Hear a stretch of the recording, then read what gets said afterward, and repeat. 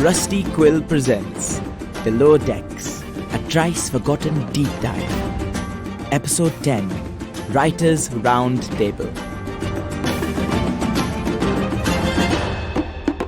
Hello, lovely listeners, and welcome to what is, for now, our final episode of Below Decks, where we dig into some of the research, questions, stories, and generally tangential, interesting things that went into making Trice Forgotten. I'm Raf, my pronouns are she, they, and I'm the director of the series, as well as one of the writers. So by now you will have listened to the entire series, and if you haven't, it's probably worth doing that before you listen to this episode because we are going to spoil everything. I'm so pleased to have with us today our wonderful guest Morgan Givens, as well as Nemo. Morgan, could you introduce yourself with your relationship to the show and your pronouns? Sure. My name is Morgan Givens. I am one of the writers on the show, and my pronouns are he, him. And Nemo, would you like to say hello? Hi, it's me again, Nemo. I use they, them pronouns. And the reason that we have Morgan with us today, as well as the pleasure of his company, is we are going to round out Below Decks by doing a little bit of a writer's roundtable, where we talk about the process of the show coming together, what it was like to break the story for this season, creating the show Bible, and just generally all of that behind-the-scenes magic that I know everyone loves. So I'm going to kick off with asking Nemo and Morgan some questions, because the show began with them. So I'm going to give you the broadest possible question to start with. How did this happen? Why are we here? Serendipity? Yeah.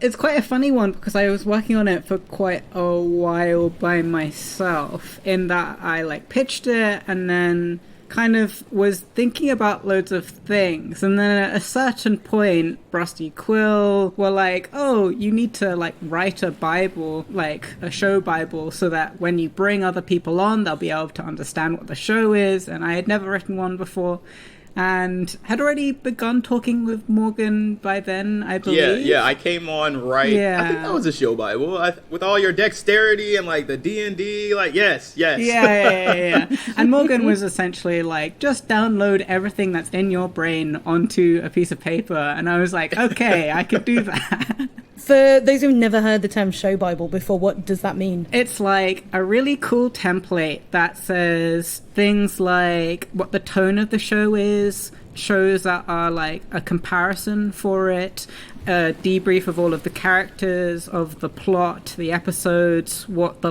audio atmosphere is, some other things about marketing. But it's essentially a huge document so that anyone who's working on the show can find any information that they want about the show in it. For me, I was writing it in a way that, because I knew I was going to have other writers working on it, that you two could read this document, and if you had a question what would this character do in this situation, that you could scroll to their little area and be oh, right, okay, here's a little bit of their voice and here's a little bit of their desires in the world. Hopefully it worked out. I mean, you guys worked very well, so it seems like it was okay. No, I think it was far more than okay. It was really cool. Like Nemo said, I was whatever is in your head, let's get it on this paper, and then I kind of view the show Bibles as the rough draft of the story, and then you're able to start chiseling it. But the thing is, Nemo had all these great characters and this great story in their head, and it was okay, now we're going to work together to chisel and refine. And it was more so about listening to what Nemo had to say about what the story was and who the characters are, and then working with them to make it as sharp as we could before we were able to bring on Rafaella, who found all the little plot holes that we had missed, questions about characters, because at a certain point you become so into it, it's always great to have another set of eyes, very creatively, to come in and be this is really cool, but why on earth would they do that? And we're we don't know. We should figure that out. It's building the background of these characters, and a lot of stuff in the show Bible never makes it into the show, but it allows us to create the depth for the world and who these people are, so that when they do things, there's a sense of real motivation behind it. Even if you don't have the full history of these characters, we're able to write the dialogue, real dialogue, because we knew who they were. I was able to learn who they were by working with Nemo. And then, you know, it was nice to add little different things to them, like Alestes being a foodie. I'm like, yes, you know? So that's when you get to, like, put the decorations up. I think once you have the show Bible, you get to decorate it, if that makes sense. Yeah. Yeah. As someone who kind of came into the show later, so the show Bible was my onboard point into the series. I'd say a very successful document. It also shouldn't surprise anyone to hear at this point that, as well as all of the things that Nemo listed that you would normally find in a show Bible, there was a PhD's worth of research. So much as well. Like, so many links to so many YouTube videos and websites and like book citations. So much. I think that was the thing I felt most daunted by when I came. I was like, oh god, am I going to have to read all of this?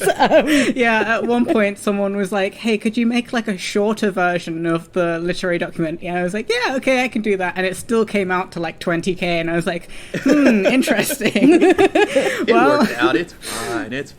Right, and you also, Nemo, provided, I think, a Pinterest board as well. Oh, yeah. Yeah. Yeah, well, it's obviously we're working in an audio medium, but getting us all onto the same page visually was something I found incredibly helpful coming into the series. Yeah, it was. I mean, I found it helpful because I realized I'm a much more visual person than I realized. And I'm like, oh, duh, you love to read. Of course, that's a visual medium. It combined with the story Bible helped me figure out the tone of their voices, the way they might carry themselves, like seeing them all in that group picture at the top of this document that Nemo had. Like, I was like, this is like the pirate family. And then you can start seeing some of those dynamics. You can start imagining those dynamics into those characters, which I think for me, as someone who did not have them in my mind, I could not see them in the way, because I was not their creator, allowed me, I think, a glimpse into that, which I hope made it so that once they were starting to be written, again, they sounded like the essence of what Nemo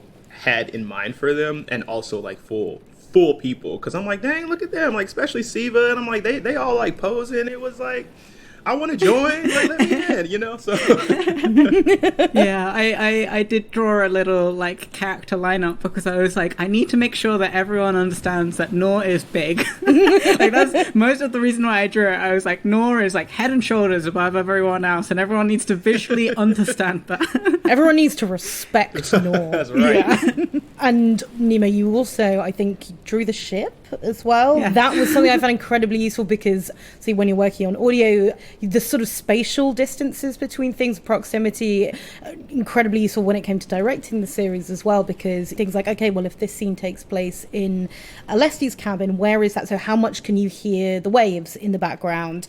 How audible are other members of the crew as they kind of go about their business? So having Nemo's sort of diagram of the ship and where everything is placed is really important. But also in terms of things like the crew, they have their own cubicles in the lower deck, but they're just separated by probably just fabric or something very thin. So, you know, even knowing that this is a space where everyone's on top of each other all the time, and there isn't really privacy. This isn't like a luxury kind of steamer where you have your own cabin. That changes the dynamic in another way as well. So all of that stuff in the Bible then feeds back into how you write the world and how the characters move in the world. Yeah, it was definitely one of those things when I was first looking at ships, and I made that diagram to understand how the ship would be layered up from a skeleton kind of view. And yeah, space is something that I just couldn't wrap my head around, because I'm also very visual, and was like, I just don't have any concept. I watched loads of YouTube videos of people like giving their yacht tours, and I think the Netaonsom is like closer in size to a large yacht than, like, I guess a lot of the sail ships, you know, the like kind of period dramas, men on ships kind of thing. They're on very big like British imperial vessels, and that's not what the Netaonsom is. It's a quite condensed ship, and so kind of understanding how small everything would be and how, yeah, on top of each other they would be, and they're all like collectors, right? And I remember writing that into the Bible, which is that like, once they start bringing stuff onto the ship, it's going to be a fight over, like, me or the stingrays. And, yeah, I just thought that was a good way to remember, even though I don't think it really comes into play so much in season 1, a good thing to remember is that, like, they are people who've just met each other. They're not going to immediately know how to live with each other, and they will be tense because of it. Yeah. We know the downstairs of the ship. I've picked up so much nautical language during the series. Hey, below decks. The name of this show.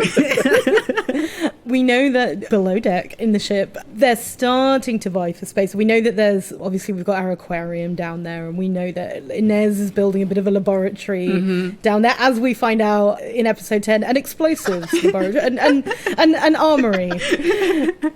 Yeah, I'm very excited, like, because I do think that they have a little corner in the ship, which is literally just behind curtains, and everyone respects Inez's privacy enough that they fully have just been, like, stealing gunpowder from places and have a whole, like, weapons table lined out. Baker's like, I'm not gonna, like, sneak in, look at anything. And now I'm sure Baker's probably like, God, I wish I had, like, an elf on a shelf. Oh my God. Yo, season 2, you've gotta have some allusion to, like, Baker being like, don't let Inez behind the curtain alone. Actually, I wanted to ask a question. I'm going to take us back a little bit in the timeline, because Nemo, you talked on previous episodes about how this was started as much more of a food-based story. So I wondered, what was the germ of this? The characters, or the piracy, or the sort of colonial critique? Where did it begin? Good question. So it came through a couple of different things, which was because I was working at the Natural History Museum and I was looking at all these fish all the time. And I believe this fun fact I've already said, that I was looking at this jar and it said Alestes on it, because that is a type of fish. I was thinking about collections, and I was thinking about a vehicle to talk about exploration and travel, and I thought that food would be a great way into that. I have to say, quite because I really liked anime, like One Piece and Toriko, which are like adventure shows where they do go to places and they eat food, and that is a big, like, aspect of it. And I thought, but one thing that they don't really talk about in those is, like, how food links up to colonization and imperial expansion. And as we've seen in episode 8, tea is where that kind of lies, I guess. Like, it calcified a bit in that tea was brought by the British to India and South Asia from China on plantations. So the idea of Alestes, and to an extent Baker, being interested in food is the kind of remnant of that, in that they are the kind of people who are able to travel between places and eat new food. I mean, that's not something that a lot of people could do at the time. And even though I wouldn't say that either of them are privileged people, they do have the privilege of trying new foods in different places. And I thought that that would be a fun way to give us story arc.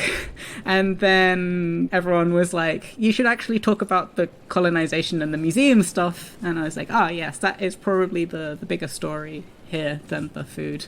So the food gets to be the fun stuff.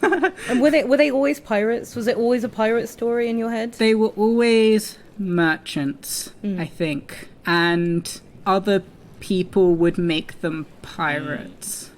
And the fact that they can't exist as, like, nautical merchants, the fact that they have to survive doing criminal activity, or like what people see as criminal activity, I think, that's where the change became. It's just, I find that so interesting, because whenever I'm telling people about the podcast, I'm like, it's a queer pirate adventure. That's just what I go to first. And again, I don't want to kind of retread too much stuff, but Nemo, you've talked before about your kind of love for the nautical epic, but also this slightly queasy relationship with it. And that was it the way that it was sold to me, how I came on board with this project, because as you've said, Nemo, and and Morgan, you'd already been working on this for some time. I was writing for Cry Havoc, which is yet to come out. And April, our executive producers, messaged me and said, "Hey, do you like pirates?"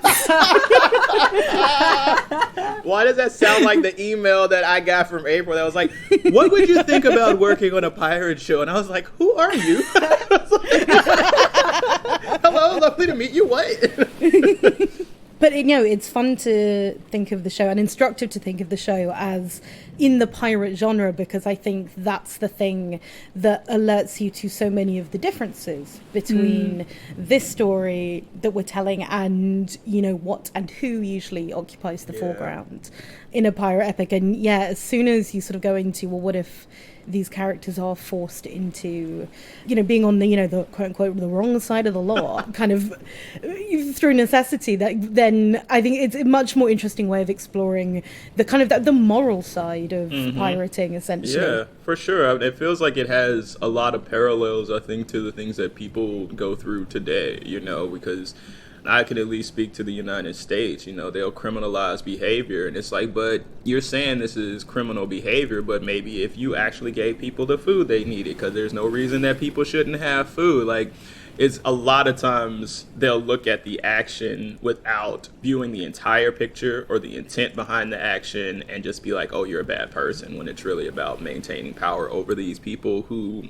have, quote unquote, less than by design. And so it was really interesting for me to see these people attempting to get out from underneath the yoke of like this life, and then constantly kind of getting pulled back in by the forces from their past. Alestes is trying, this whole, it's her trying to escape so many different forces from her past, physical and mental, and constantly just those tendrils kind of keep coming back and grabbing her almost by the ankle and slowing her down, pulling her back. And I see that with a lot of folks, with our prison system. I mean, there's that parallel is for sure there when we think about recidivism and incarceration. It's almost like she's incarcerated in her past, and every time she tries to get out, it's like, hey, row your boat, and it's like, I don't want to do that. So that was one of the ways it kind of resonated, at least with me while writing. I'm like, just tonally, thematically, I'm like, I feel like there are a lot of folks who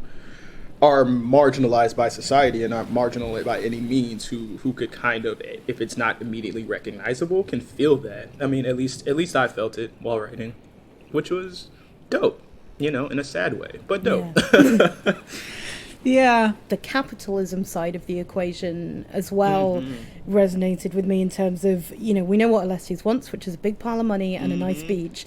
And she's been set up to fail by the system that she's in. There's no way she's going to achieve the life that she wants, legally, kind of by going through the, just go through the proper channels, which is a very, that's a very UK bit of racism. Like Alestes at the beginning of the show, they are starving, and she's trying really, really hard not to steal from people. And it is that decision in episode 6, where she tries really hard to haggle, but there is just no money because any trade that she's been doing, she is disadvantaged in. And Gammon, as we find out, has had this chokehold on Marcus. He's like a very successful pirate. He's doing what he's supposed to be doing, which is like making sure that nobody can succeed without his saying so, and like able to keep people from succeeding, and that is what he is doing. So I've been so excited to be able to talk about Gammon / Graham, obviously because he's like at the end and he is kind of the big boss, but also like, oh my god, he's such a piss baby. Like, there's more people kicking him while he's down. But isn't that how it always is? It's always the biggest, blusteriest folks, and like you just poke them a little bit and they be like a balloon. Just people like Gammon are puffy because they're not actually puffy. That's what we say here, like, oh, you getting puffy, like you swelling up. And he walks around constantly swelled up, but it's like, you're threatening to the folks who have yet to be able to see you for who you are, at least is how I kind of saw it. And then once Alestes, from my view, once she started seeing him for what he was, that was a threat to him as well. But he's so nasty, he couldn't let her go, you know? Desperate to, like, keep the only person who, like, still saw him as anything good or positive. And, well, if I can't have her be thinking of me as positive, then she will still think of me. Gross, but man. you have heard of me. I loved writing Gammon/Graham because all of those things are absolutely true and at the heart of him, but he also has to be an effective villain, because I think very often you end up defining the central kind of concern of a series through its antagonist. Like, they end up kind of embodying the kind of bigger existential forces that you're kind of fighting against. And it was so fun to write the flashbacks to Alestes' past with Gammon and write that kind of slightly queasy parental relationship that's going on. And then, of course, write everything that comes after that as very heavily, I think, modelled on, like, an estranged parent-child relationship of, like, you know, you can't pretend that the relationship never existed. And it's this spectre that kind of haunts all of their conversations. And so, you know, it's real when Alestes digs up the treasure and kind of finds the note from Gammon going, oh, better luck next time. That's a real betrayal. So giving it emotional stakes, as well as obviously Gammon is representing a lot of political forces that are antagonistic. Yeah, I so enjoyed writing that was great episodes. Like, the scripts were so cool. And my question, I was wondering if for like the two of you, is that the first time that in y'all's minds or within the show that he kind of turned his cruelty on Alestes in a way that perhaps he hadn't before? Because yeah, that's just interesting that would be like the thing for her, that is like, I can't do this with you no more, for it to have been like the treasure, for that to have been such a big thing. But I guess I was just wondering about how that would have landed for her, if, like, internally. I think it's up for interpretation in the, you know, we don't see a lot of Alestes and Gammon's past together, so you are kind of allowed to infer in the gap. And I think this is sort of my personal kind of canon about it. This is the place that I was writing from was, you know, it's quite possible that Gammon has kind of been casually cruel to Alestes because that's sort of who he is as a person, but also he holds her up to feel so special, which is such a powerful thing, especially, I think, you know, when you're at quite a formative age, which we know that she was when she joined the crew. And it's such a calculated bit of cruelty when he sort of betrays her with the treasure hunt and the turtles, because it's harking back to what I think was a meaningful moment for, you know, in the past, this kind of moment of just the two of them on a treasure hunt. He's asking her about, you know, what do you really want? Like, he's kind of, that's the beginning of him being like, oh, she's going to be my heir, and kind of, you know, she's sort of my daughter that I never had. And then to take that moment and use it to just kick her when she's down, I think, yeah, it's a very deliberate bit of cruelty. And I don't know, this is maybe where I get more kind of, this is my headcanon, I don't know how much Gammon would have thought that through as to how it would land on her. Like, I don't think he's like a master chess player or anything. I think he's just sort of like, this girl, I'm so pissed at her, I'm gonna, you know, run away from my crew, will you? Well, how about this? Maybe a bit of an attempt to kind of remind of, like, you know, you're not better than me. You belong down in the dirt with me. I do like as well that, like, this episode with the turtles, I remember at some point someone was like, can we change the turtles to something? And I was like, no, absolutely not. Like, part of it is Alestes being quite desperate about something with a very childlikeness. And I think I've mentioned before that Alestes hasn't been allowed to be a child, like, ever. And, like, has always had to be fighting and always had to be an adult. And the fact that Gammon effectively ruins the one kind of, like, child, like, Alestes is on a pirate treasure hunt with someone who is being really nice to her and is about to, like, share loads of money with her. And she's like, hell yeah, this is like a child's every dream, right? Like, we've got these turtles and they're magic and we're going to take them to the treasure. And we found this huge belt of treasure and it made everyone really like me and it was really cool. And to specifically use that memory against Alestes, I think was really pivotal when I was reading these scripts and being like, that is the most knife in the back thing that Gammon could do to her, which is take the one good memory of being allowed to be childish and to completely ruin it for her forever. Yeah, especially knowing he would have known what happened to her as a small person. He would have gotten that, even though, as you said, he's barely playing checkers, you know. But that makes total sense, and I totally understand why you were like, them turtles aren't going. And I was like, all right, bet. Even just hearing you kind of say that, I'm like, I get that. There's that magical, that sense of childishness that, you know, and he ruined it, and whatever good memory she had. So, man, Alestes needs a break, man. I just want to, I want to bake her a cake or something, you know, like some cookies, some glazed potatoes. I don't know. Like, she needs something. Well, we talked in our episode with Sam, our composer, about composing the kind of different bits for different characters. And one of the conversations I had with Sam early on was when it came to Alestes, like, look, there is something deeply childlike that's still within. There is still a spark of that in her as much as well, but that she's never, you're absolutely, Nima, that she's never been allowed to be a child, but holding on to the hope of it. And we see that so much in, you know, she's hearing the song that her father used to sing her and kind of finding the play, and it's all about, you know, this is a very big, like, hero's journey, Joseph Campbell, that's kind of like thing, but kind of so much of characters' journeys often is like trying to find a route back to childhood, which kind of never really existed in the first place for her, which is really tough. But like, you know, even her thing of like, I want to retire on a beach with a big pile of money, like, again, that's like what a 10-year-old wants. Yeah. That's true. It's like she got arrested where things began to go terribly wrong, you know, because that's what trauma does. It kind of arrests part of you, you know, and you continue to grow, but then you build all these defenses to protect that little traumatized part. It's like she just kept getting parts of her internally arrested, and I think, yeah, that's those parts come out, you know, despite her attempting to act like she has a hard edge. And every time she tries to trust someone or like allows herself to trust someone, eventually miscommunications happen and it takes her back 2 steps again. Yeah. Well, while we're talking about traumatized characters, I was going to ask you about Siva next. So, especially because, Nima, you said that Siva was maybe the first character that you kind of conceived, or the second character maybe, but like very early. So he's really intrinsic to kind of the heart of the show. So yeah, tell us about Siva and where he came from. Siva comes from, I think, as you said, in the show Bible, there is a PhD level of research. And I've said this in quite a few things, in that I have this love-hate relationship with finding out about information.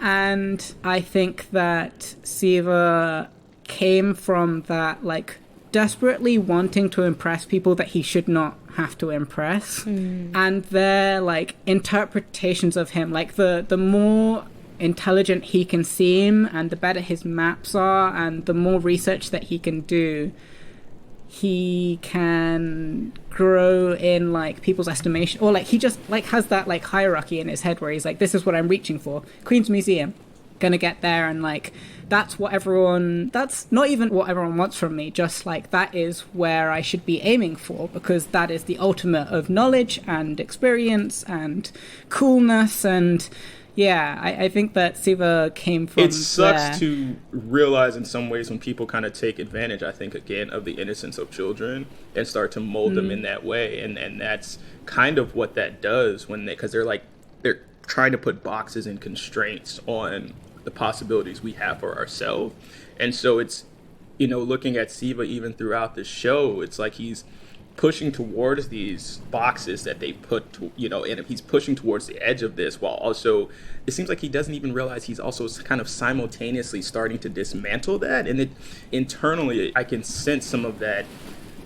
I could at least sense him starting to begin, even if he didn't realize he was questioning it, to question it.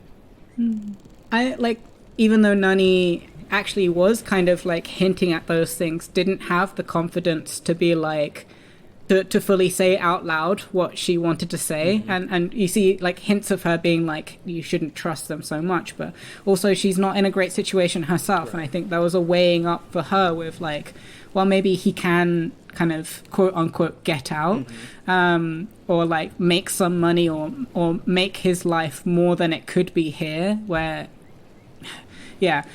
there's loads of stuff in that as well, and like the belief in the imperial system. But at this point in time, like Siva like possibly did have an opportunity to not live in poverty his entire life by subscribing to these things.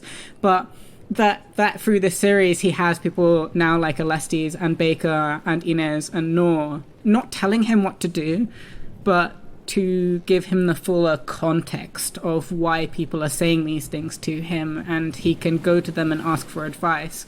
And even his like, you know, autistic realization in episode 7 and 8, where Baker is like, people aren't saying what they truly mean to you, and he has to be like, oh, right, okay, that's weird. Why wouldn't they? Like, why wouldn't you say what you mean? Yeah, exactly. And all of those kind of things. And yeah, I think he was a good vehicle for the screwed up nature of how it's still happening in the 21st century. Yeah. And he and Alestes are situationally the same, right? Because they're completely opposed in temperament, but they are displaced children. Yeah. Like, they both have parental figures, but they are displaced children. And that's sort of what this system does, of kind of removes you from your roots. And then in the case of Siva, kind of goes, oh, but you could be the special one. Like, you could try and assimilate into whiteness, essentially, into imperialism, and then we'll hold you up as an example to everyone else, to kind of go, you see, it's a very like power protecting itself system that I think is present in both of those characters, which maybe is part of why they're both so central, even though temperamentally poles apart. But yeah, I think they do both see each other in each other, even if they're 100% not aware of it. I'm sure they are not aware of it, but they work together as good season 1 characters. That is why the focus is mostly on Alestes and Siva in this first season, because they are coming from the same place and they need to get to a similar place, but the way that they've got about it is completely I guess opposite. that's why Alestes gets so annoyed with him. She's like, if you don't get out my face reminding me of me. She's like shudders, like, oh god, that could have been me. I could have been the uncool version of myself. Siva's cool, okay? Siva is cool. That's not fair to Siva. Yeah. I wanted to say, like, this is a tangent to something, which is that, like, I think that a lot of people maybe have underestimated how much you, Morgan, and Raf have done on this show as well, because and I basically wanted to highlight how much both of you have done for it, because I for sure needed so much help with, like, Morgan, you had such a great way of conceptualizing audio that was really helpful at the beginning. And when we were first sort of drafting out the episodes, making outlines, Morgan was there basically being like, but how can we make that into good audio? And I was like, yes, that's a good point. Things like the underwater scene at the beginning with Ndeliswa like drowning, and the like cannons or the thunderstorm above, like whatever we hear above, you being there and being like, it needs to be a like statement piece of audio. And I was like, hell yeah. And then Raf coming in after the show Bible had been created, and Morgan and I had made these like outlines together. Raf basically sat down with me at one point and was like, okay, it has so many plot holes and I don't understand it. We need to go through and just, Nemo, you just need to tell me the answer to all of these questions. And I was like, I would like to just say I did not phrase it. No, you said it a lot nicer than that, and I am thankful for that. But that is basically what it was, and I openly admit that it was like me being like, oh god, I don't know. That's why writers' rooms are important. No, but honestly, it felt like I got the easy job of kind of coming in and being being sort of fresh pair of eyes and just sort of going, because what was so apparent is, the world is so rich. Like I said, the show Bible is this massive, impressive, like brilliant document, and the outlines were so detailed.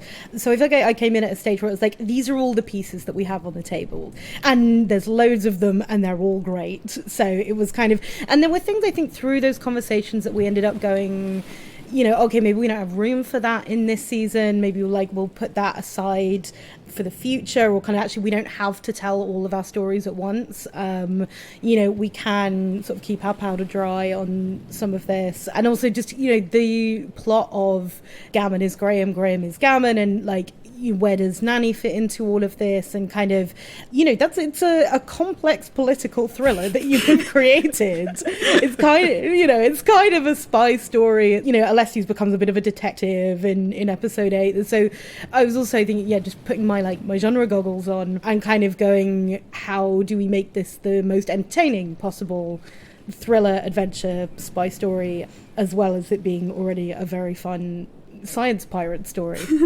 I'm going to make it happen. I'm going to make science pirates a thing. Yeah. Science pirates. I believe science pirates.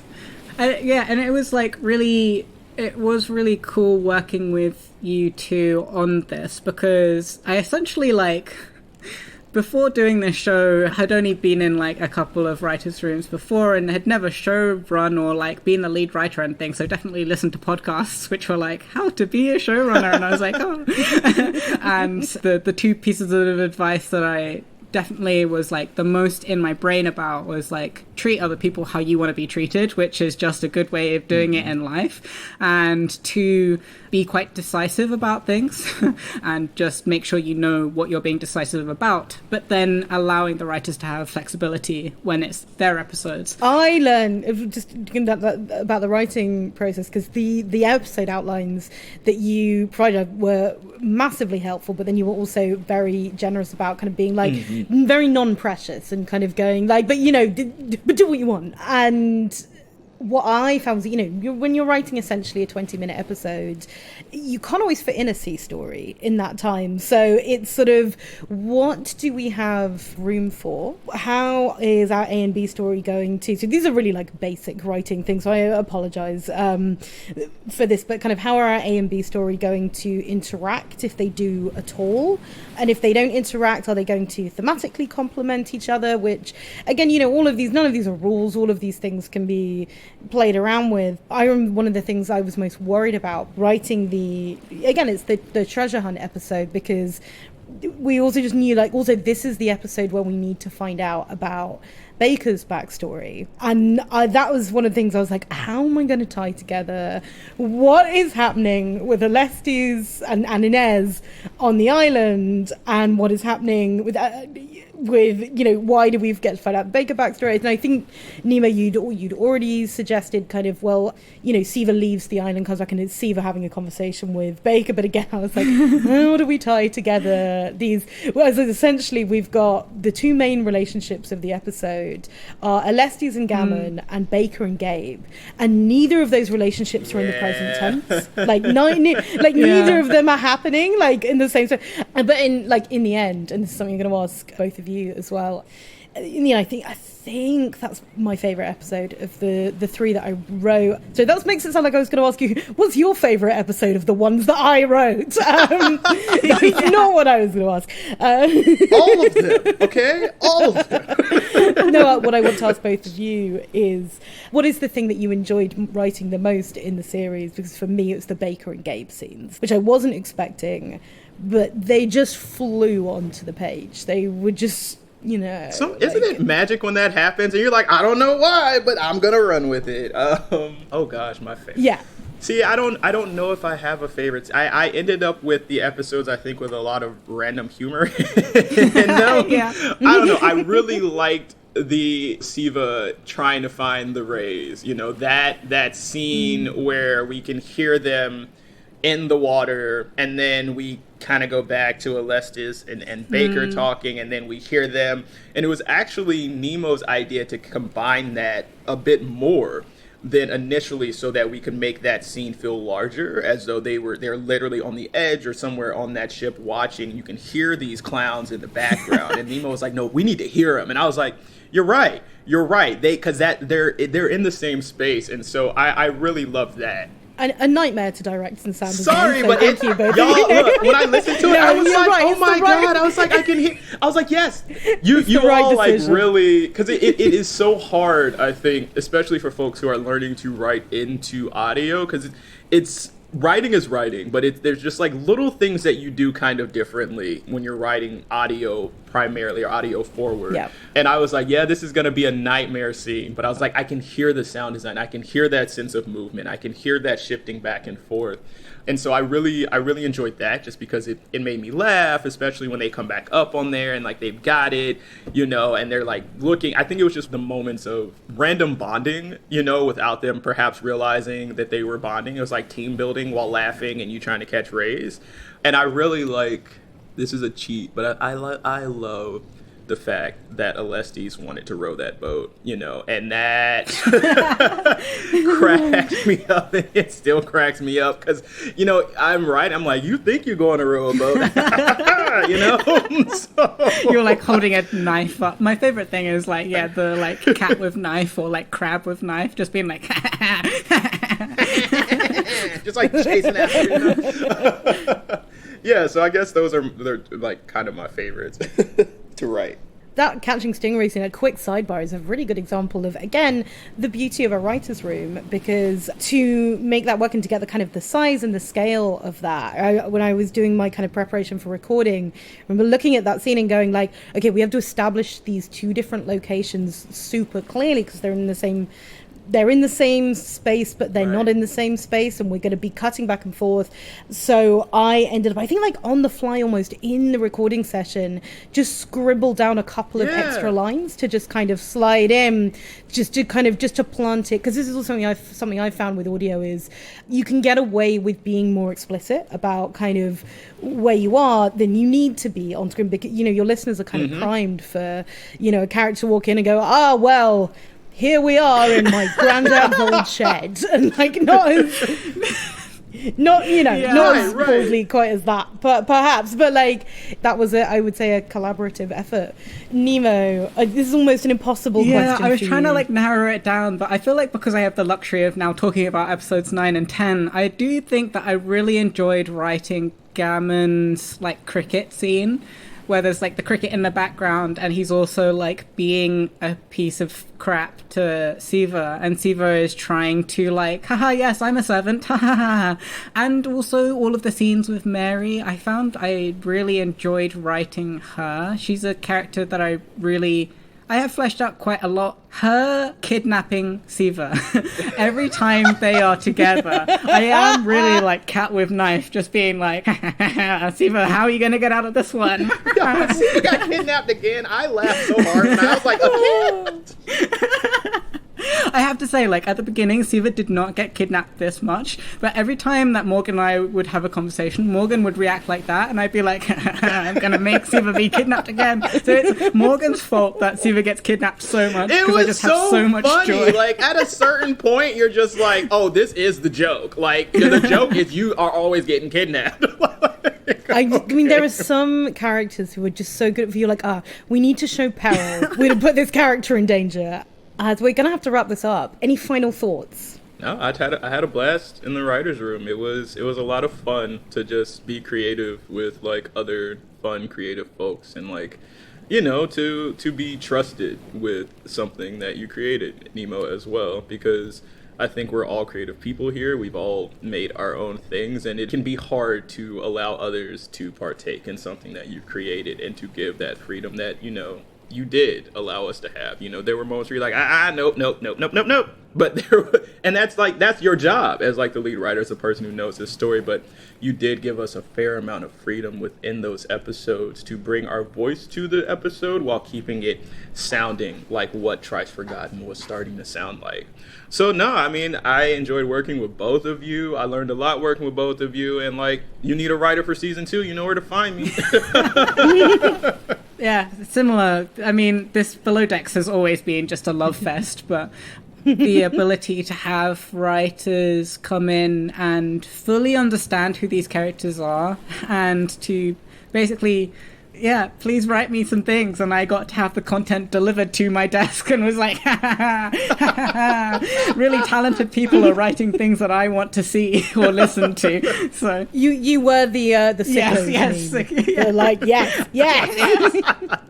And we got to talk about really cool things. And I don't think that we talked in Below Decks about disability yet, but we talked a bit about autism, but like physical disability is something that hopefully we can explore more in season 2, and all of these kind of things that like the pirate genre, the nautical genre is full of, and hopefully we've been able to talk about them in a way that we're all coming from a like more lived experience perspective, and a way that like hopefully people see themselves in, and I've been having a blast getting like messages from people who are just like really loving your guys' work and your episodes, and the writing and the humor, and love fest. I love this show.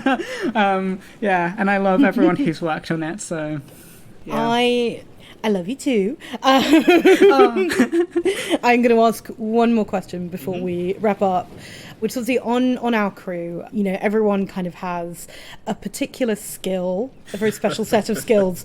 So I want to ask you, if you're on a Lesties crew, what are you bringing to the table? What's your position in the crew? What's your special skill? Oh, I'm gonna have to be the comedic bard. Like, they're just gonna have to. I'm gonna be like, look, Alessius, if you feed me, I'll make you laugh, I'll make others laugh, and we'll get paid. I'm just gonna be the pirate comedian. You put me on the stage, I don't know, whatever. That I think is what I'd end up doing. It's just like, I'm there for the chuckles. I'm the guy, they're like, we don't know how you got here, why you're still here, but you're funny, so cool, you know? Like the Joxer. I don't know if y'all watch Xena, you know, I don't know, but Joxer would always show up randomly, and they were like, why are you here? And he's like, comedic relief, you know, so I'm Joxer. I mean, you've done that perfectly for the show already, so I think that I would attempt to convince Alestis that PhDs are totally marketable, and that she should definitely give me like 3 gold coins to do loads of research, and I will 100% have like 3 books to sell, and loads of people will buy them. 100%, loads of people will buy them. Raf? Yeah, what about you? Oh, okay. Well, I am a white femme person, so I mean, I'm Italian and Jewish, so I'm a bit of a spicy white, but like, what definitely like, definitely white enough. I think that maybe I could be their like weaponized Karen. Oh, yes, 100%. Yeah. Yes. Next time Mary shows up, y'all get wrapped. A defensive white, quick. You gotta get out, Karen. That is brilliant. Go get our spicy white, y'all. We need her. Yeah. I do think, like, I think that we could definitely have you kind of be the first person to step off the ship, to talk to all of the like import-export people, and just shed a little bit of a tear, and be like, oh, it was so hard to see as a femme. So terrible. And then everybody else comes off the boat after you've gotten all the paper. They're like, no, wait a minute. Too late now. Too late, you signed it. What a great way to end. Oh, great. So we will wrap up there. Before we go, Morgan, where can we find you? And do you have anything to plug? You can listen to my podcast, Flyest Fables. It's a fiction podcast. Season so 2 good. Thank you. Season 2 finishes, end of this year, starting in about 2 weeks. Don't know when this is airing. So I'll say season 2 finishes this year. And you can find me on Twitter, if I stay there, at Optimus_Mo. Like the Transformer.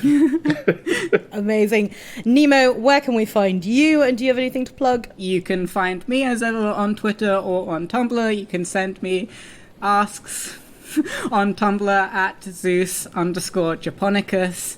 And I don't know, you can hopefully make my PhD marketable.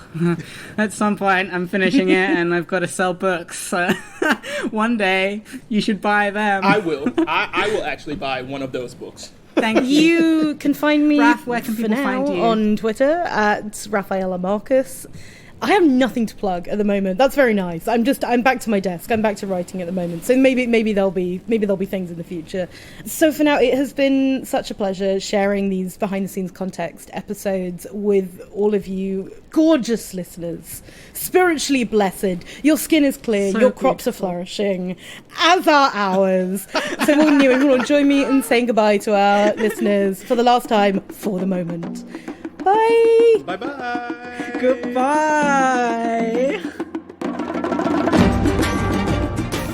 Trice Forgotten is a podcast distributed by Rusty Quill and licensed under a Creative Commons Attribution Non-Commercial Share-alike 4.0 International License. The series is created by Nemo Martin and directed by Rafaella Marcus and was edited by Lowri and Davies and Catherine Ranella. Trice Forgotten is produced by Ian Geers, Lowri and Davies, and production manager Natasha Johnston, with executive producers Alexander J. Newall and April Sumner. To subscribe, view associated materials, or join our Patreon, visit rustyquill.com. Rate and review us online. Tweet us at TheRustyQuill, visit us on Facebook, or email us at mail@rustyquill.com. Thanks for listening.